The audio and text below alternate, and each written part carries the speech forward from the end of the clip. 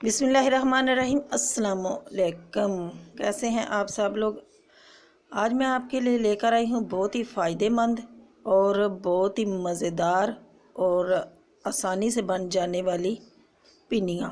मैंने पहले भी अलसी की पिनियाँ बनाई थी, लेकिन अलसी की पिनियों में गंदम डाली थी। ये खुश्क थोड़े से मेवाजात हैं। ये है अलसी 1 किलो,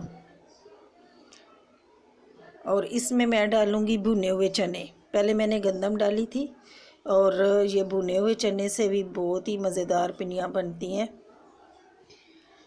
और ये चीज़ें हैं, आप ये सारी चीज़ें आप जो भी आपके पास अवेलेबल है ना, वो इनमें डाल लें। तो सबसे पहले कढ़ाई लेते हैं, उसमें हम भूनेंगे अलसी। तो अलसी थोड़ी ज़्यादा है ना, तो 2 दफ़ा करके भून लेंगे। तो इसको भून के पीस लूँगी, और चनों को भी थोड़ा सा सेक के उनको भी भून के आटा बना लूँगी। ये देखें, अलसी मैंने सारी भून ली है, और ये है चनों को भी मैंने पीस लिया है। और इतना किलो अलसी है और 1 किलो ही गुड़ है। और कढ़ाई में गुड़ डालेंगे, और 1 किलो गुड़ है ना, तो आधा किलो पानी इसमें डालेंगे। ये मैं बहुत ही परफेक्ट और 2-3 दफ़ा बना के फिर मैं आपको बता रही हूँ। ये एक ही आधा किलो बस इसमें पानी जाएगा। और इसको गुड़ को थोड़ा, आप चाहे तो कूट के भी डाल सकती हैं, या इसको चूल्हा जला के तो इसको थोड़ा सा मिक्स कर लें, ताकि ये देखें जी, गुड़ हमारा हल हो चुका है। तो अब इसको हम छान लेंगे, क्योंकि इसमें बहुत होते हैं, छिलके वगैरह होते हैं गन्ने के, तो वो निकल जाएंगे।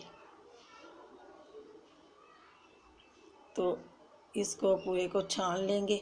छान के तो फिर इसको चूल्हा जलाएंगे और इसको पकाएंगे।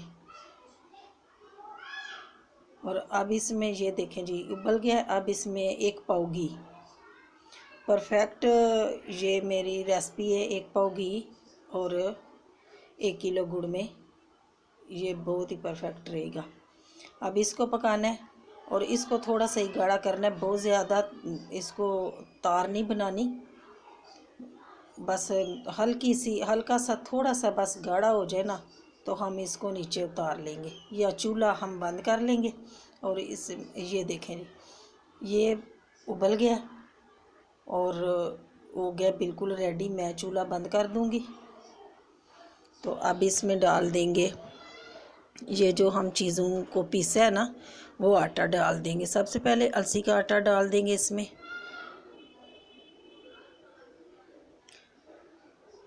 ये इतनी ताकतवर होती है ना सर्दियों में, तो इनको तो अलसी को तो खाना चाहिए। ये बहुत ही फ़ायदेमंद होती है। अब इसमें भुने हुए चने का आटा जाएगा।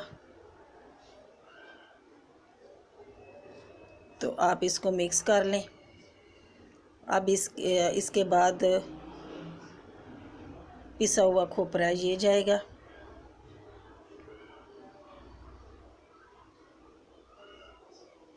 अब किशमिश जाएगी। किशमिश को धो लेना, क्योंकि किशमिश में बहुत मट्टी होती है। तो इसको धो के इसका पानी निकाल लेना, खुश्क कर लेना। अब इसको कटा हुआ खोपरा जाएगा। ये है बादाम कूटे हुए, ये शामिल कर देंगे।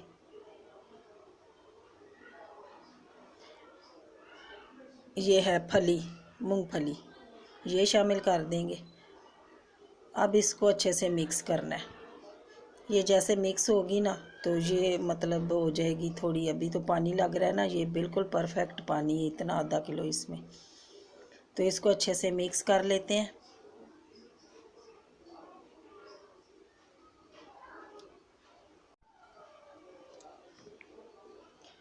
ये देखें जी, मिक्स हो चुकी है।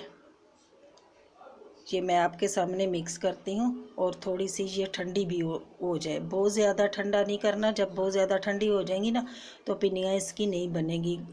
हाथ लगा के देख लेना, जैसे आपके हाथ में लग जाए, मतलब गर्म ना लगे, तो फ़ौरन से पिनियाँ बना लें।